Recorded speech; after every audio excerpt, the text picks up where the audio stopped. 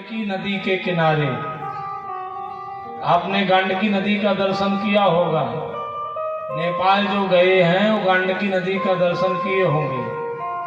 गंडक उसको बोलते हैं जो भगवान के गले से निकली है। गले से निकली है उसी को गंडक कहते हैं। गला को फाड़ करके जो नदी निकली है उसी का नाम गंडकी नदी है। और गंडकी और कृष्णा का संगम उसी मध्य में हुआ जहां पिंडदान नेपाल वाले करते हैं। कृष्णा नदी उसी को कहते काक बेणी, माने कृष्णा और गंडकी का संगम को काक बेणी कहते हैं। उसी जगह पिंडदान होता है। हमने खूब दर्शन किया है।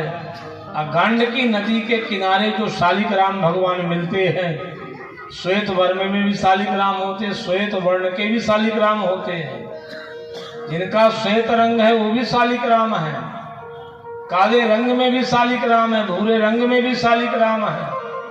सब पत्थर आपको भूरे रंग के दिखाई पड़ेंगे, जब आप घी लगाओगे तो काले पड़ जाएंगे अपने आप। ये उन शालिग्राम भगवान की विशेषता है। आगे दामोदर कुंड है, जहां तुलसी का पत्ता डालो तो शालिग्राम भगवान में चिपक जाते हैं। लेकिन दामोदर कुंड जाना सबके लिए सहज नहीं है। बहुत बेचारे गए तो लौटिन के नहीं आए कि बता दें कि चिपका कि नहीं चिपका तुलसी का पत्ता। वही दामोदर कुंड तक रह गए। बहुत कम लोग वापस आ पाते हैं। ऑक्सीजन की कमी है। जब आप नेपाल जाओगे मुक्ति नारायण तो वहीं से 6 किलोमीटर में है दामोदर कुंड जिसे कहते हैं। 3 किलोमीटर रास्ता बन चुका है, 3 अभी पहाड़ों में चढ़ के जाना पड़ता है।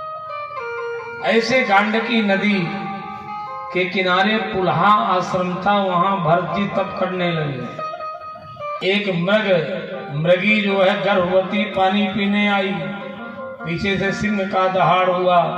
मृगी ने गंडकी नदी में छलांग लगाना चाहा, छलांग तो लगा ली, लेकिन उनके अंदर का गर्भ शिशु उसी नदी में गिर गया और लगा बहने। भरत जी को दया आई, उसे उठा करके आश्रम ले गए, पालन पोषण किए। पालन पोषण करना तो बहुत सही है, लेकिन उसी में मन लगा देना।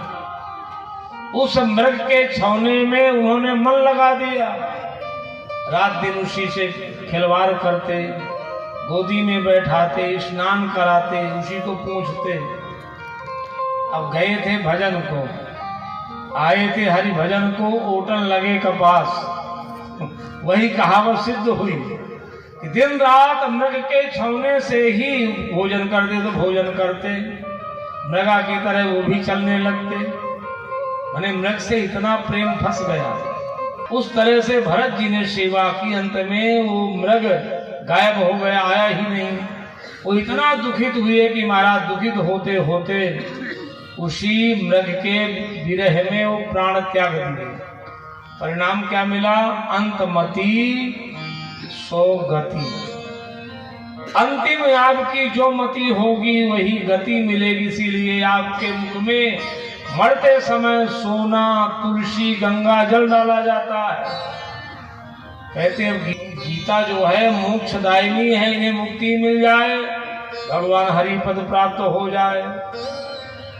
गीता श्रवण कराते हैं, तुलसी जल डालते हैं, चरणामृत सोना डालते हैं। तो आज जैसी अंत में मति होगी वही गति बनेगी। इसीलिए भागवत जी के शुरुआत में भगवान सुखदेव जी कहते हैं, राजन चाहे सांख्य योग से, चाहे कर्म योग से, चाहे ज्ञान योग से, चाहे भक्ति योग से, परिणाम ये होना चाहिए कि आपकी जिह्वा में भगवान का नाम रहे। कितना बढ़िया भाव से सुखदेव जी ने परीक्षित को सूत्र दिया है।